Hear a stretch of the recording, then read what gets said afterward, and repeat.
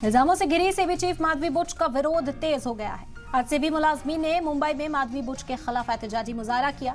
वाज़ेह हो कि सेबी सदर माधवीपुरी बुच की मुश्किलें लगातार बढ़ती जा रही हैं।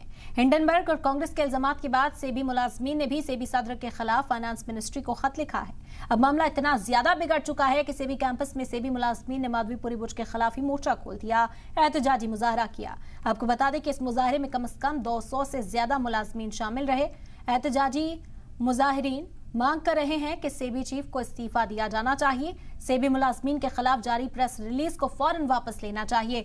कल ही फाइनेंस मिनिस्ट्री को एक खत सेबी मुलाजमीन की ओर से भेजा गया था, जिसमें माधवीपुरी बुच के रवैये पर सवाल उठाए गए थे। कहा गया था कि मुलाजमीन की वो बेइज्जती करती हैं, मुलाजमीन को सबके सामने डांटना फटकारना ये आम बात है। सेबी के माहौल को लेकर तशवीश का इजहार किया गया था कि पिछले 2 सालों से सेबी का माहौल बेहद खराब होता जा रहा है। मुलाजमीन की निजी जिंदगी में दखल दिया जाता है, निजी कॉमेंट्स जो हैं वो किए जाते हैं और इनका रवैया बिल्कुल ठीक नहीं है। फौरी तौर पर माधवी बुच को इस्तीफा देना चाहिए और उसी को लेकर आज और मांग को तेज किया गया। एहतजाजी मुजाहरा करते हुए सेबी कैंपस में मुलाजमीन नजर आए हैं।